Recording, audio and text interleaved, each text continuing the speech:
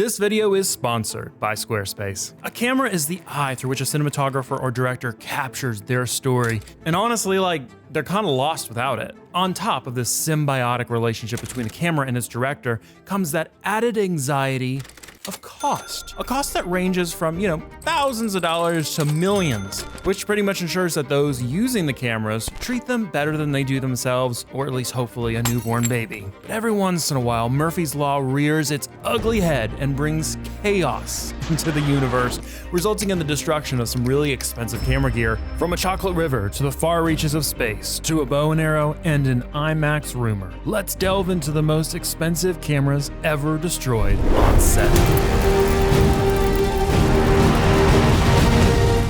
Before we start with the cameras that got it the worst over the years, we have a few honorable mentions to show you. The first of these cameras was used on the Expendables 3, which was filmed during 2013. During that production of that film, many Blackmagic cinema cameras were put to work in precarious conditions. The Blackmagic cinema camera met its end in filming an elevator crash stunt, where it was placed at the bottom of an elevator shaft and completely wrecked when the elevator slammed into it. No mention of how many Blackmagic cameras they destroyed in the making of this, but you can imagine it was probably more than pocket change.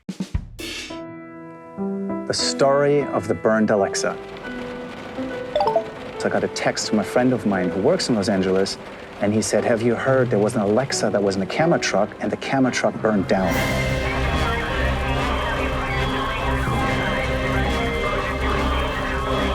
This true story cost more than just an Alexa in the fire, but in the ashes they found the badly burned Alexa and wondered, could they still turn it on? And lo and behold, the menu came up, the camera seems to work. And now everybody got really, really excited. So we got a lens, we put the lens on, put a monitor on the top, and the camera provided a beautiful image. It actually worked after having been through Dante's Inferno of the fire. For our last honorable mention, we need to carry out a serious time jump.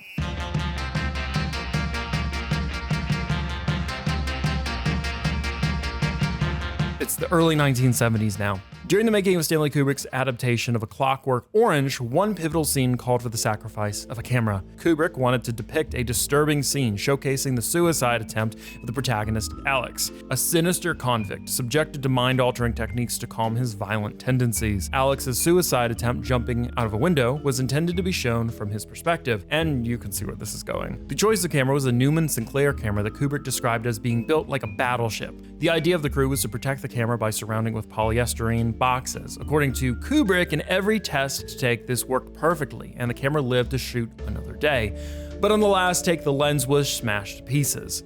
And despite being blinded, the rest of the camera was just fine, leading to Kubrick praising it as the most indestructible camera ever made.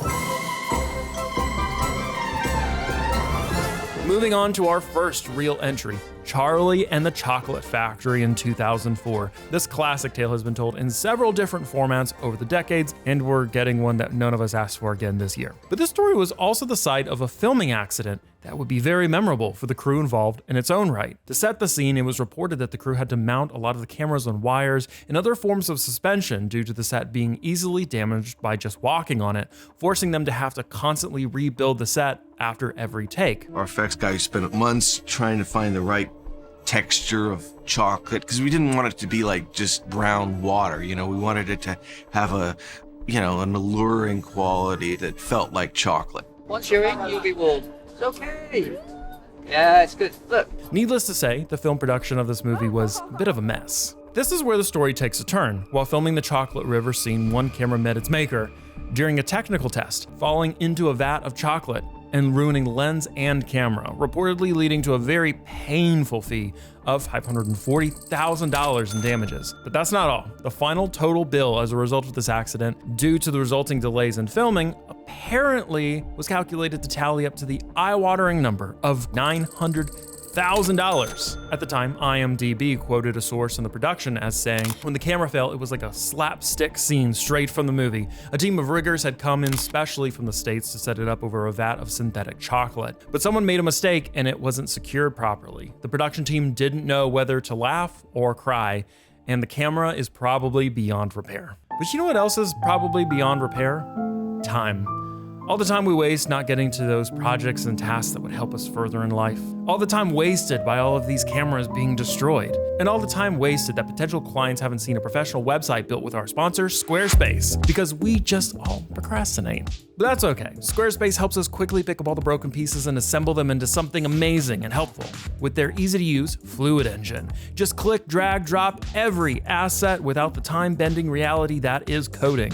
Have clients schedule appointments or view your gallery and previous work, all on a clean and modern website that represents you. While you're sitting around procrastinating, thinking about time, head to squarespace.com right now for a free trial, and when you're ready to launch, go to squarespace.com/framevoyager to save 10% off your first purchase of a website or domain. Now let's get back to some destruction.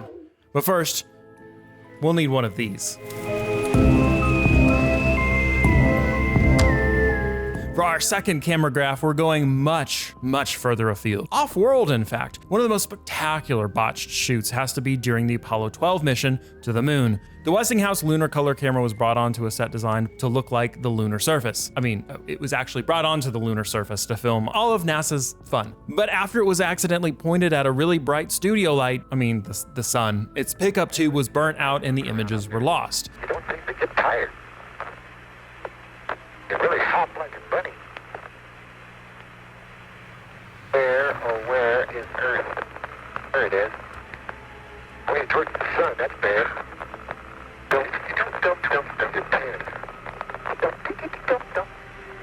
Now, we don't know the precise cost for this blunder, but odds are it was much higher than our previous entries on the list. The older RCA black and white camera system developed for earlier Apollo systems had development costs in the $4 million range in the 1960s, adjusted for inflation, the fact that the later Westinghouse model was in color. Yeah, let's not try to think about how high that number gets into the millions. And that wasn't the only fumbling the Apollo 12 mission had when it came to cameras. Astronauts Charles Conrad Jr. and Alan Bean actually brought timers to go along with their Hasselblad cameras, hoping to take some of the first lunar selfies, but promptly lost them among the moon rocks that they had collected and kind of ran out of time to actually get the shot. And if that all wasn't enough, on re-entry to Earth, a hard landing caused the camera to dislodge from its fold and promptly bash poor Alan on the head. But as we leave Stanley Kubrick's movie set of the moon landing, let's get back to somewhere else, also based totally in reality: Hollywood.